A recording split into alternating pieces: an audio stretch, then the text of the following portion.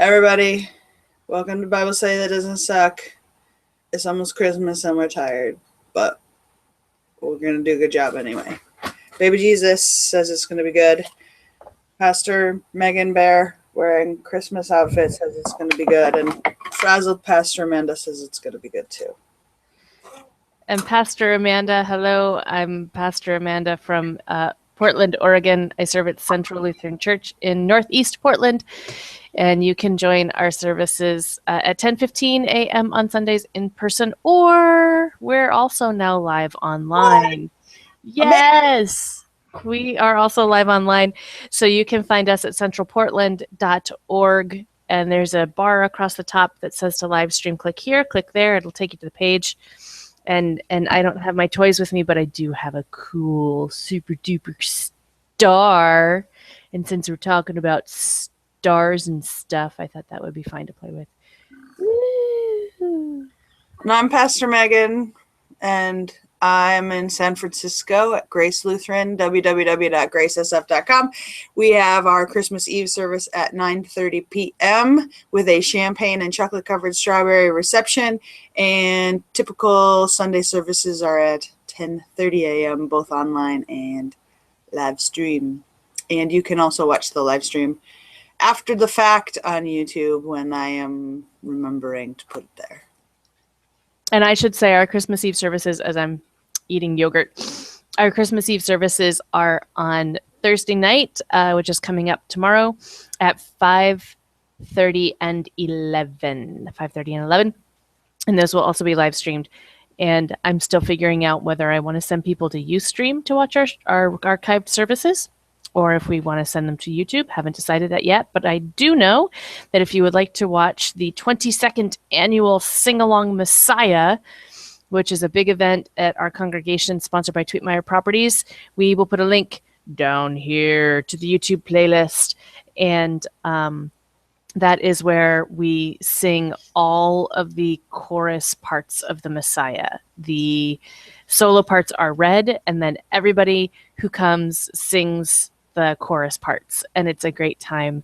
And there were like almost 500 people there this year, and it was really fun and really fabulous. So if you would like to hear a chorus of a literal community chorus sing the Hallelujah chorus, you can do so by finding the link down here. Sounds good. It was fun. Sounds like it was fun. It was fun. I would use YouTube, not Ustream, because the Ustream ones disappear after a couple months. Yeah, I know that, but I think that we might do that anyway. And then before the Ustream ones disappear, I'll just cut it to my sermon only and load those over to my blog area. Geeky stuff that no one else cares about. So we're going to talk all things Christmas. If you ever wondered what the heck's going on at Christmas, this is going to be your Christmas Bible study that doesn't suck tutorial. But before we can start with Christmas, we have to start with Santa Claus. Okay, and I'll just say if there are any pastors out there who want to know about how to live stream, either via Apple products like Pastor Megan does, or via video camera like I'm now doing, you can contact us. Yeah. St. Nicholas. Back to Santa Claus for everybody else. St. Nicholas. Santa Claus is a great guy, but is an amalgamation of different folk tales that have existed for a really long time. The reason it appears on Bible Study That Doesn't Suck, particularly a Bible study that doesn't suck with Lutheran pastors on it, is because Santa Claus is part of the reason the Reformation happened, people. Did you know that? Pastor Amanda, did you know that Santa Claus is part of the reason for the Reformation? Nope. It is. I'll put some links down here if you want to read more about it. St. Nicholas, one of the St. Nicholases, was so popular during the time of the Reformation that people were having big worship times for St. Nicholas, and particularly at his beginning of December feast day. It became such a big party that Luther was like, we can't be having this. We can't be having this. If we're going to have a big party and it's going to be awesome, it should be about Jesus. It should be a Jesus party. I get it. Let's do a Christ party, a Christ mass with 2 S's maybe. Oh, Christmas. Yay.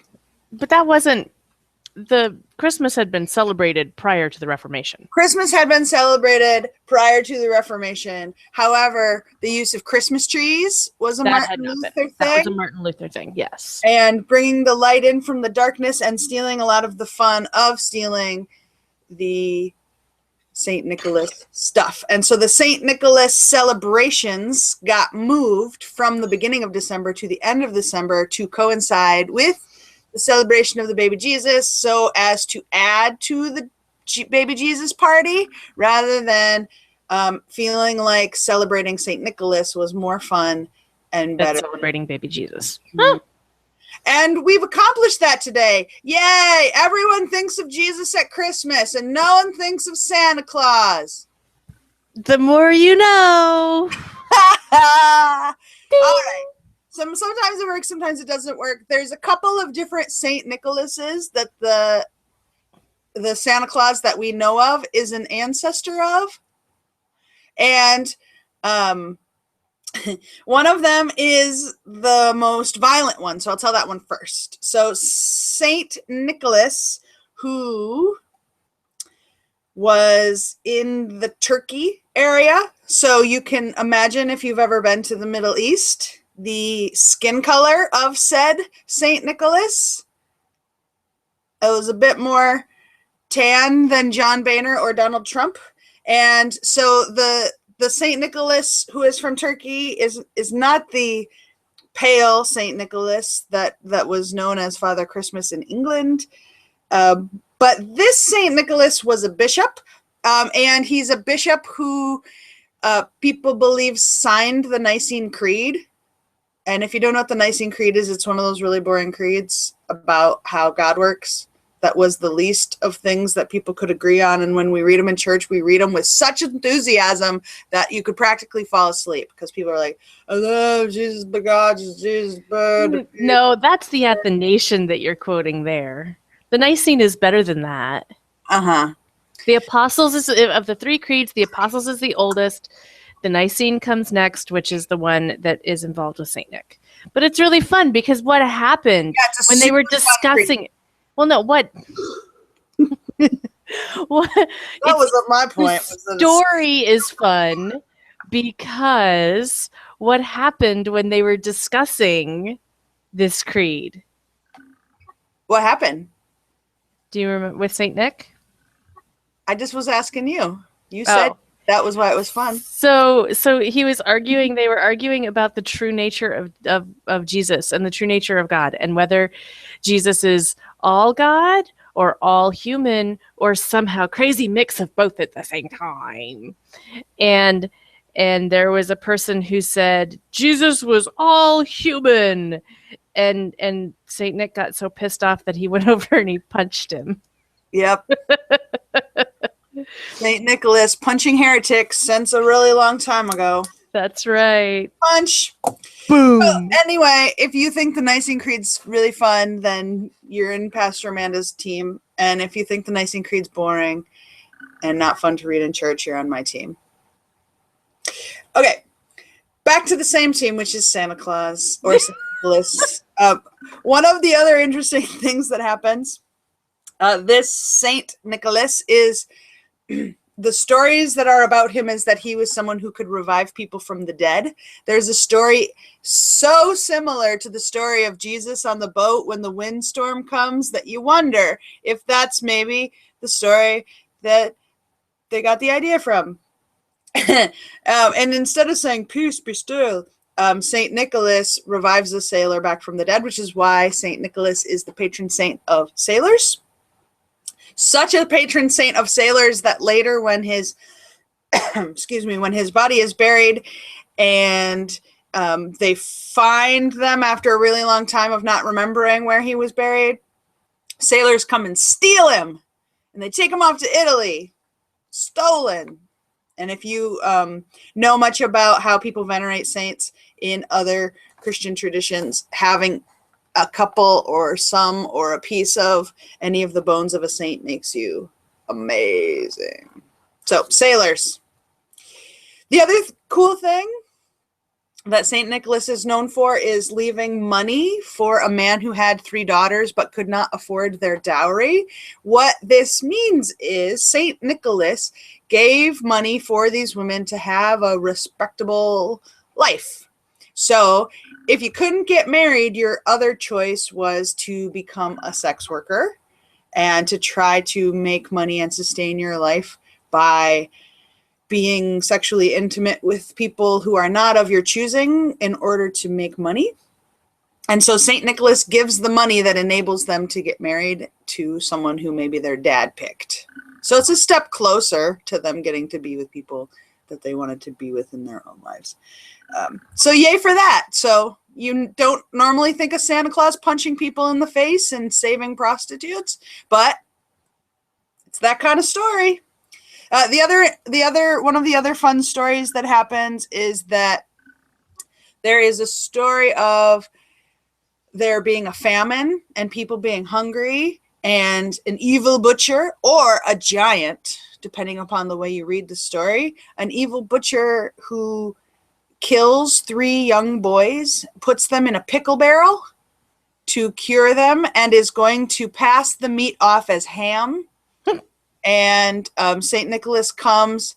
I think he kills the butcher. It sounds a little bit like a Sweeney Todd there. Yeah. So, but St. Nicholas takes them out of the pickle barrel and brings them back to life, and then sends them home and tells the boys to stop wandering around in the woods at night because that's creepy. I don't know if he does that part, but he should. He should do that part. Totally so should. If you have ever seen a Christmas tree that has pickles on it, it is a reference to this creepy story. Are you serious? Yes. That's what's up with the Christmas pickle? Yes. Wow. See, the more you know. The more you know. And unfortunately, when it comes to Christian stories, the more you know, there's probably something violent and gross behind it. Always. Almost always, yeah. So that's one St. Nicholas. There is another St. Nicholas who I want to say lived near Germany or Norway, but I'm not remembering because my brain is foggy. So I'm going to put some links to these stories down here where you can read more about them and be like, Pastor Megan, you were totally wrong. And I'd be like, you're totally right that I was totally wrong, but only if you read it. So there was another St. Nicholas who was a doctor, and he was a doctor during a time of a plague. Maybe it was the flu. But it was killing a bunch of people, and he went around giving oranges to people and saving their lives.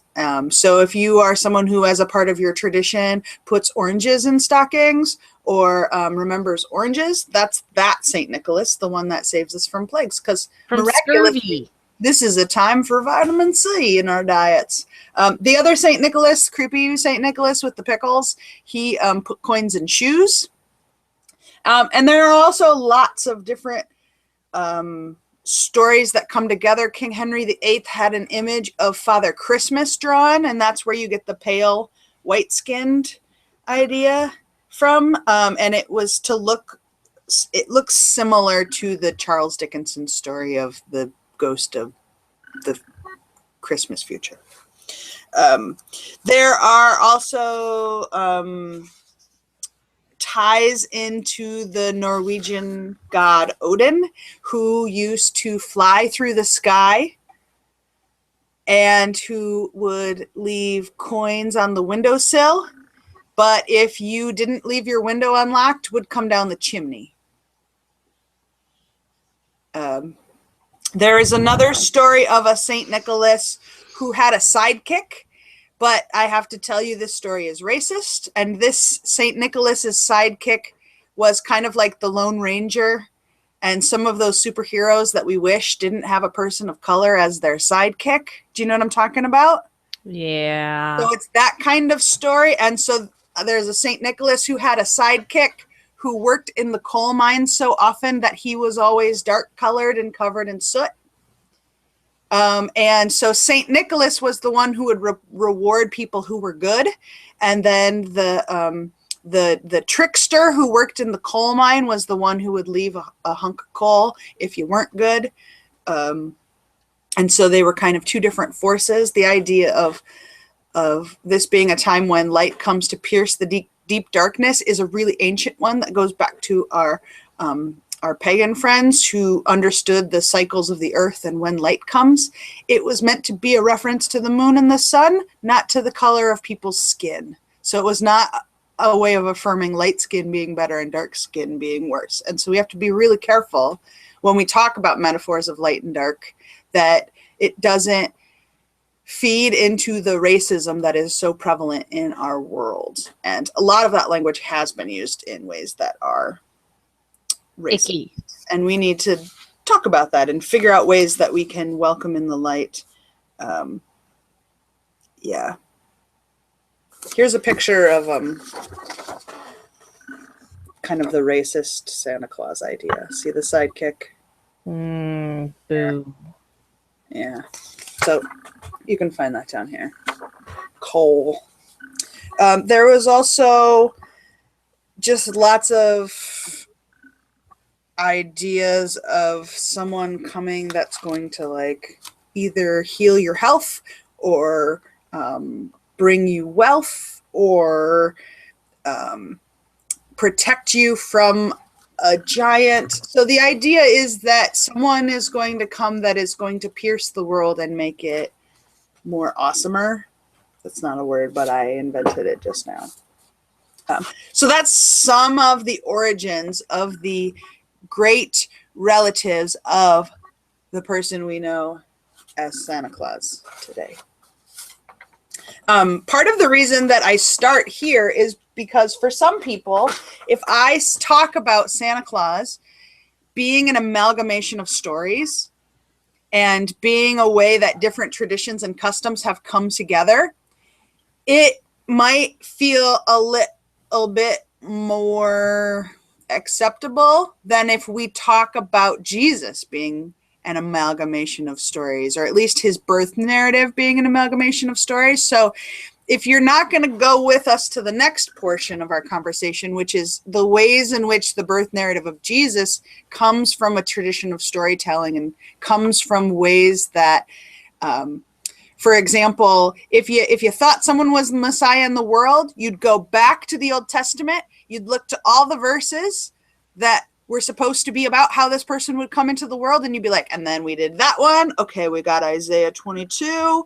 And you'd make sure that the story has bits and pieces of all of those things. And so if you are someone who your nativity play is a history lesson rather than something that is revealing the glory of God and the world and the way that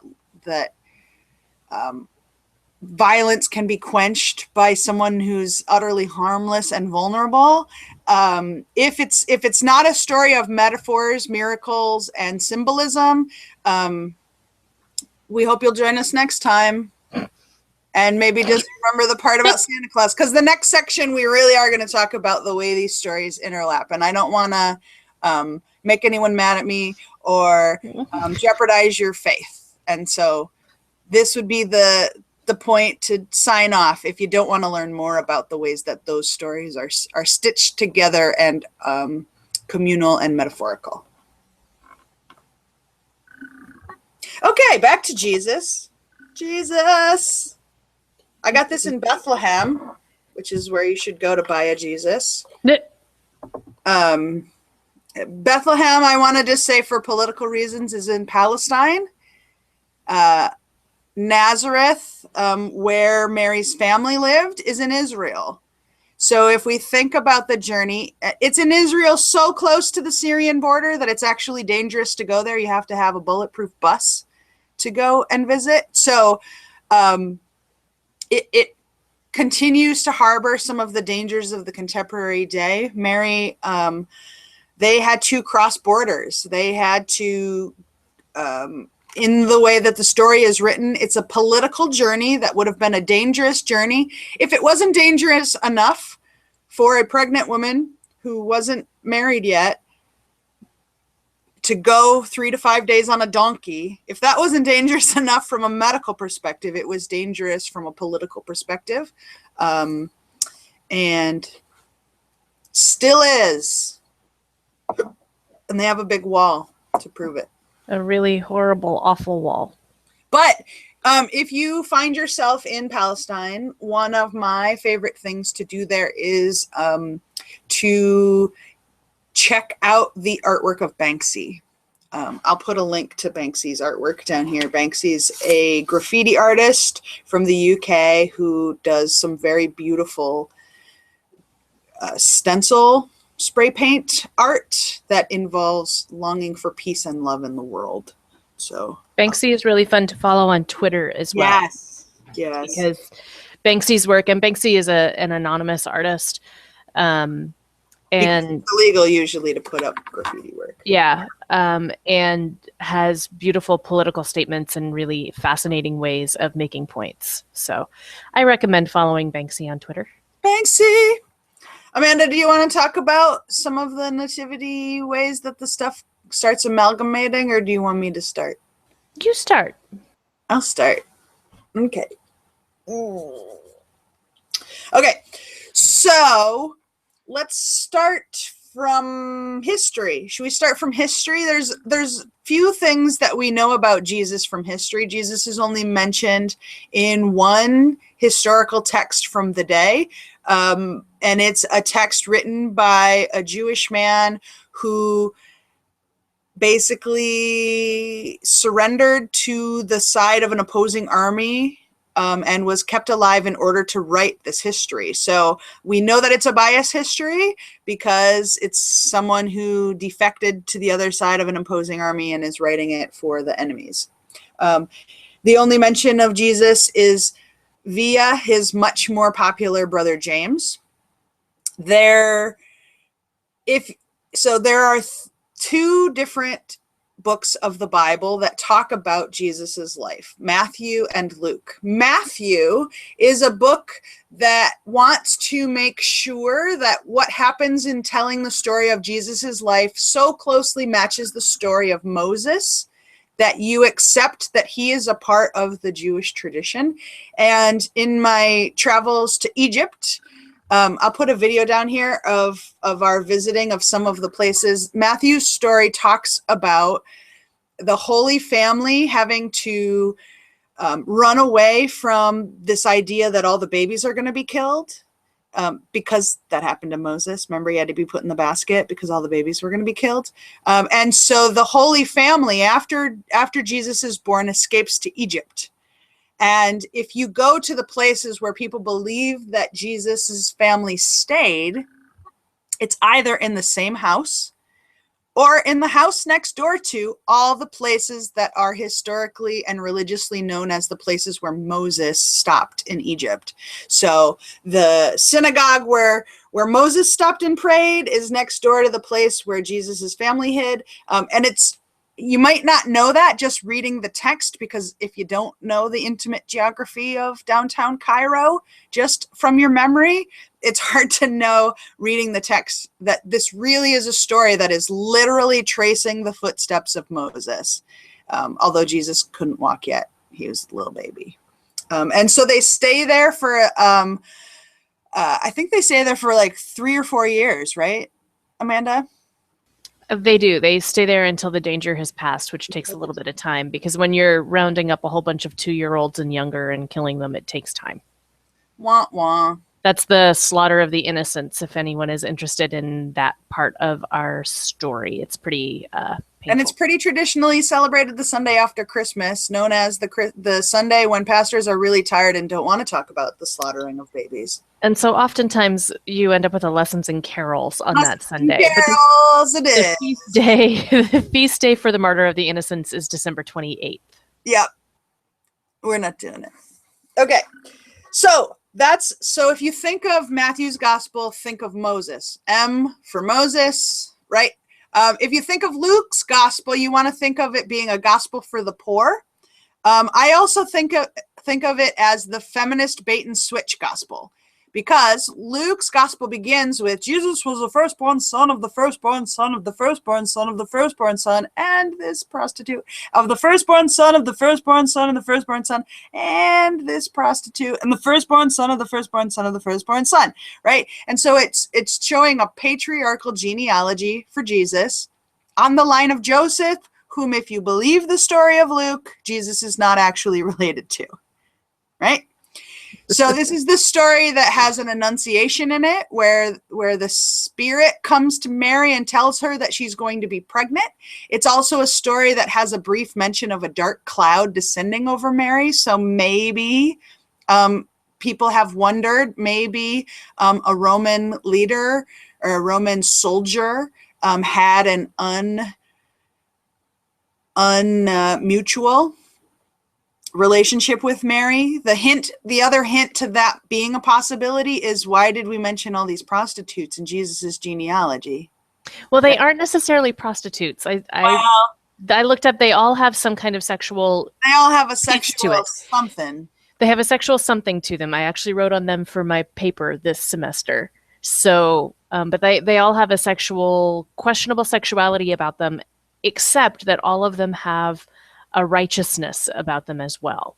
A righteousness, but like a red light in their house. Well, right. But if we look at, like, for example, Tamar, who disguises herself as a sex worker in order to get what has been promised to her, at the end of the story, the person that she's tricked said, she is more righteous than I am. And righteous not in the way like, yeah, I'm righteous, I'm so good, I'm the best, right? Like righteous, like faithful relationship. Righteousness means not what we've made it mean in our culture, but righteousness within Scripture means in faithful relationship, in proper relationship with one another. So when we say that Jesus will come and judge in righteousness, it's Jesus will come and judge us within faithful and right relationship with one another and with God. But she also pretended to be a sex worker, and the result was a baby. Right. No, she totally dresses up as a prostitute and sits outside the city wall and tricks him into like the things, and she does become pregnant from it. Like, she's totally the best quote that I found about these four, as I was researching them, was that these are riotous and righteous women. Yeah, and so which is awesome. But the line is really hard to tell, because if you pretend to be a sex worker and then you have sex with someone, are you a sex worker? It's hard to tell, right? But we also know that the Bible has a long history of people vilifying women who are sexual and calling them names. And so we don't want to like fall into that kind of same trap. I'm sorry. I was just trying to like make people think a little bit. This is also a gospel where Jesus is going to say that the prostitutes go to heaven before everyone else. So it's just an interesting, it's not a story that vilifies sex workers in the way that our modern culture does, because Jesus is continuously saying that they are more holy than everyone else. So yes, that clarification is very important to make within the story. And we do know that the Virgin Mary gets vilified, and Mary Magdalene gets vilified because people question what's going on with them and their sexuality, and it becomes a name-calling game for a long, long time. But this is a gospel that starts with talking about the firstborn son of the firstborn son. So it uses patriarchy. It mentioned these women of sexual question marks in their life who have used sex to their advantage in some sort of way, or at least are being called names. And then immediately silences all of the men and only lets the women tell the story. So we have Zechariah, who is given the honor. The biggest honor in Jewish society is that there's one day a year when you can come out of the temple and you can say the name of God out loud. One day a year, and everyone waits for it. And Zechariah comes out of the temple and is unable to speak, and on the one day of the year does not say the name of God out loud. So it is like the equivalent of if Ryan Seacrest was counting down the New Year's Eve ball and the ball broke and didn't make it to the bottom, and they just turned the light off and hoping you wouldn't notice. You'd be like, hello, the whole point of watching for the last 3 hours was for this stupid light thing to get to the bottom. And then I say, Happy New Year. But the ball got stuck. I think that happened one year. Did it really? Mm-hmm. Oh, dear. So Zechariah doesn't get to talk out loud. Do you want to talk about what Joseph's journey is in the Gospel of Luke? Joseph. I'm still muted. Sorry. Well, Joseph is this interesting figure because he has this girl betrothed to him who then ends up pregnant, and he has the opportunity that he can do away with her quietly. Technically, he could have her publicly stoned because she has broken vows and all those kinds of things. And the penalty of this is of adultery is stoning, so she could be killed. So he decides to put away with her quietly. But an angel comes to him and says, "No, dude, knock that off. There's something going on here that's pretty cool, and you're going to be a part of this, and you're going to help raise the Son of God. So get over yourself and don't hurt her." What about you, Joseph? And Joseph says, "Oh, okay, you're right. I will go with this." And so Joseph says yes too, in his own way. You know, we talk about Mary saying yes, and Mary's big yes to being the mother of God. Joseph also gets the opportunity to say yes to being the father of God. Frankly, I don't know if I would have the chutzpah to say yes to either of those things. Average teenagers are hard enough to raise without the idea of God being, you know, fully human, fully divine. I have a feeling that there were probably a couple of knockdown dragouts at the household between the parents and Jesus. We are missing the years between like when he gets precocious and stays behind in Jerusalem all the way up until he's 30. So anyone who has had a contentious relationship with your parents, those are kind of those years, like 11 through 30. Those are kind of hard years for relating with Gnostic texts that didn't make the final vote count of the book that talk about some of those years. Well, of Jesus' shenanigans, getting in trouble for killing people, and saying, "You can't punish me. I brought him back to the dead. Yay!" And imagine, oh dear. Imagine 21-year-old Jesus like frat boy. Like that would just be bad. I mean, I'm not saying that Jesus was a frat boy, but what I, you know, he turned water into wine after everyone was drunk at that wedding once. But his mom told him to. Mom told him to. You know, and how is she going to know that he could do that? Except maybe, you know, the one time he did it with him and his buddies. Right. You never know. So anyway, yeah. So Joseph has this, and Joseph has a couple other points where angels come and talk to him, and these that kind of help guide him through keeping his family safe and being righteous, being in right relationships. So he's a pretty awesome guy too. He's a pretty awesome guy, but you got to wonder, because the story that we read this last Sunday was a story about Mary and Elizabeth encountering each other. It's a beautiful story that makes you think a female influence wrote the story, because it's the only gospel that has a mention of baby kicking.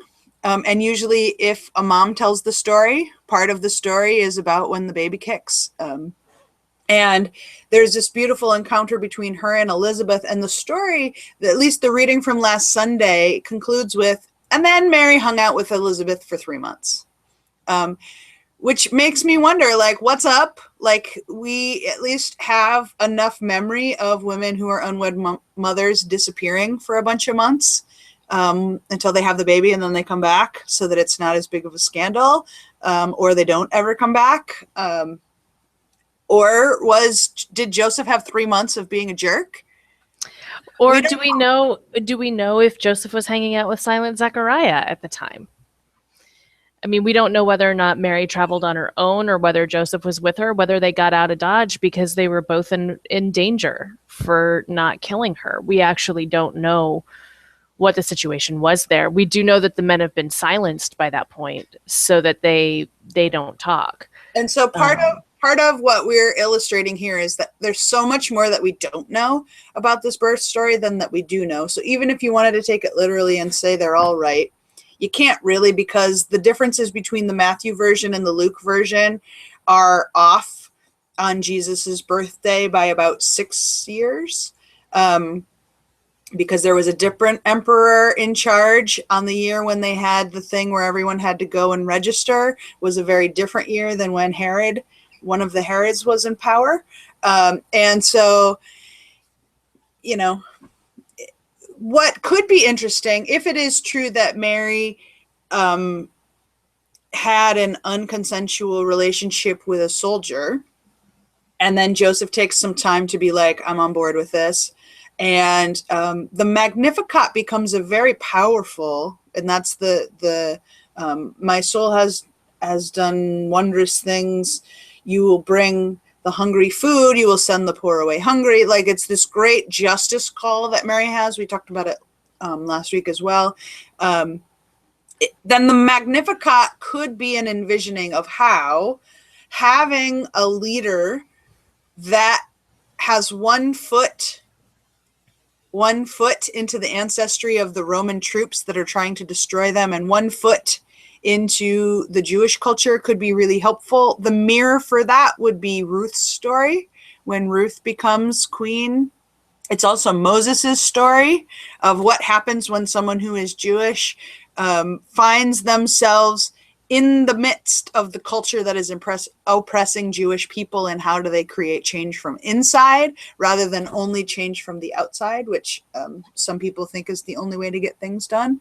So it's just an interesting thing to wonder about. What if that happened, and what would that have meant for the story? What we do know is that most nativity plays that you will see is an amalgamation of both stories.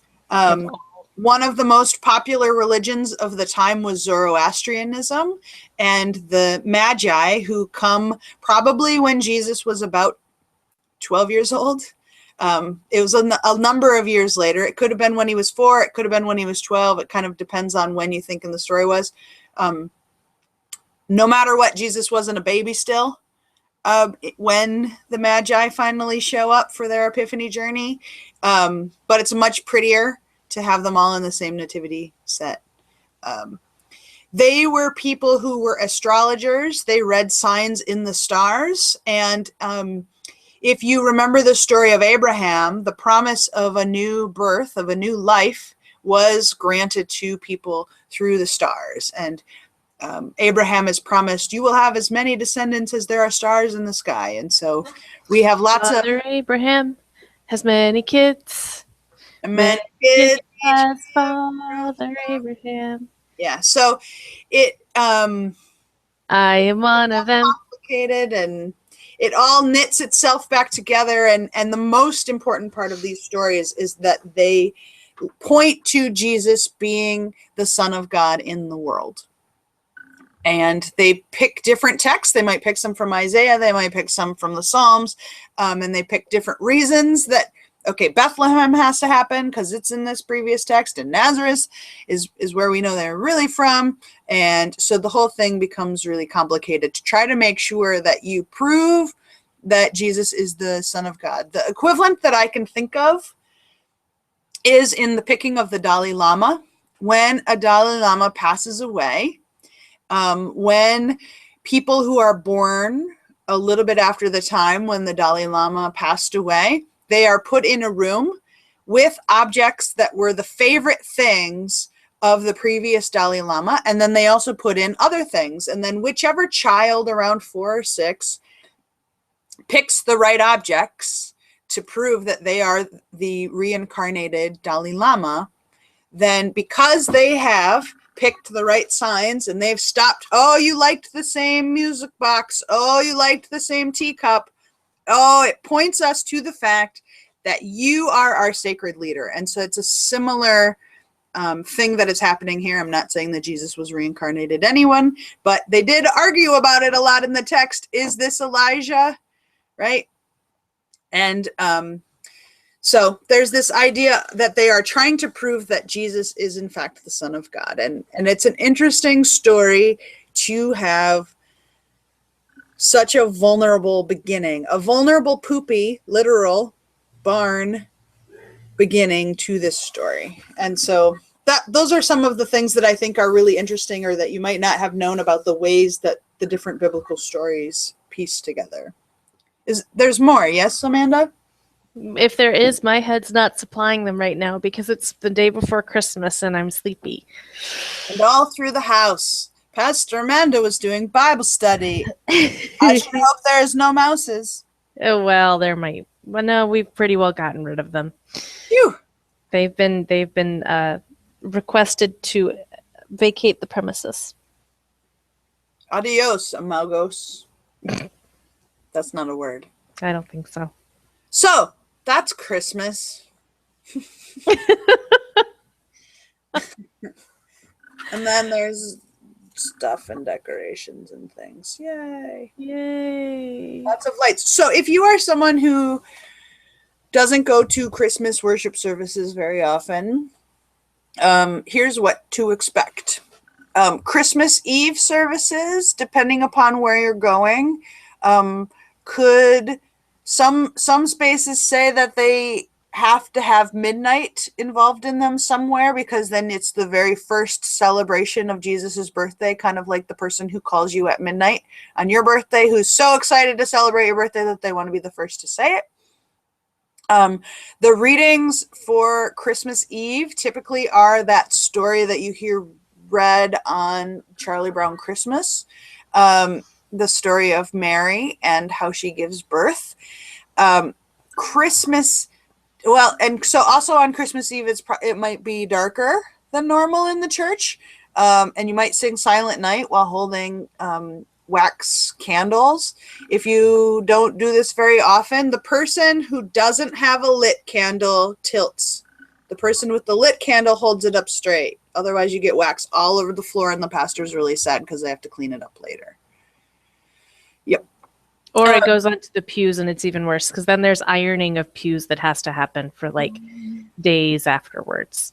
So if you ever wonder, if you do go to these services, and if you ever wonder why pastors make such a big deal about the whole waxy thing and the turning of the candle and stuff, it's because they're trying to save hours of ironing and brown paper bags and things like that. It's very utilitarian. If you go to service on Christmas Day, unkind churches will have a 6 a.m. service and a midnight before service. I don't say unkind because it's not fair. My Grace is not having Christmas Day services because we want people to be with their families, because that's the reason for the season. Plus neither is Central, because we don't get very many people out on Christmas Day. Yeah. So that worship service on Christmas Day tends to be a reading from the Gospel of John. In the beginning was the Word, and the Word was God, blah, blah, blah, blah, blah, blah, blah. The reason that is read that day is because Christmas is thought to be the 8th day of creation. If you've ever seen a baptismal font that is the shape of an octagon, that is why, because they believe that the birth of Jesus is the 8th day of creation. So on the 7th day, God rested. On the 8th day, Jesus was born, which is kind of backwards, because according to the John reading, Jesus was there the whole time through. So Jesus came into the world. Jesus comes into the world in an embodied way, I guess. Yeah. And so it's this idea that the creation of the world continues with the birth of this baby, and that the life, death, and resurrection of Jesus moves us into a new kind of creation where we can love each other and not have to keep a naughty or nice list. Just Santa Claus does that.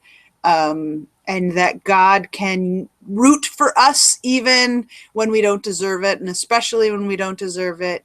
And that our work that we can be up to in the world is to try to be a part of this light, to be a part of this way, to be a part of this truth.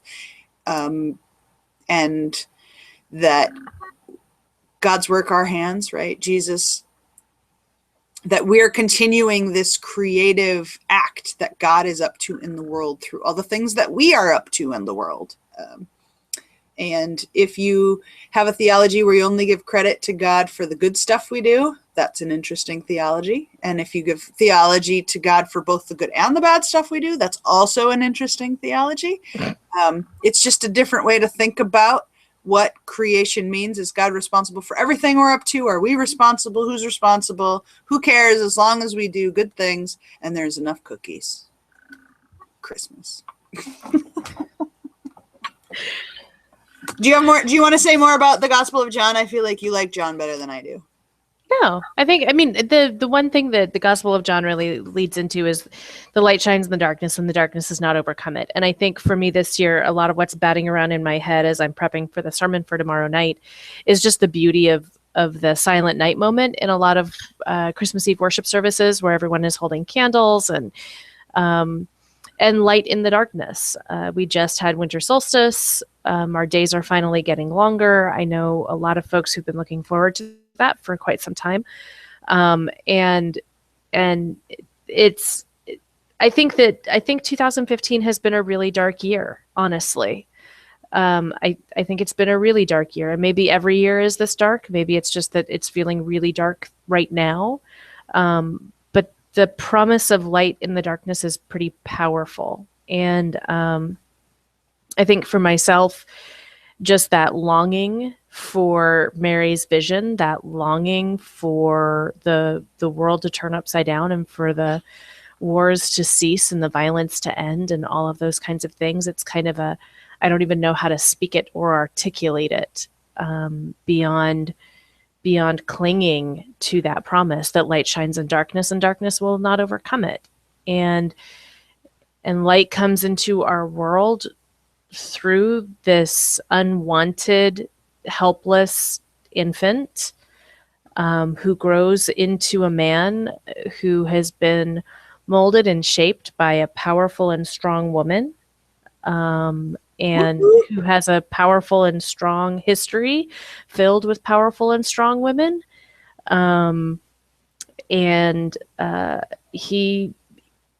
He lives his life in such a way as to change the world. And I think that's, and to say that violence is not the way.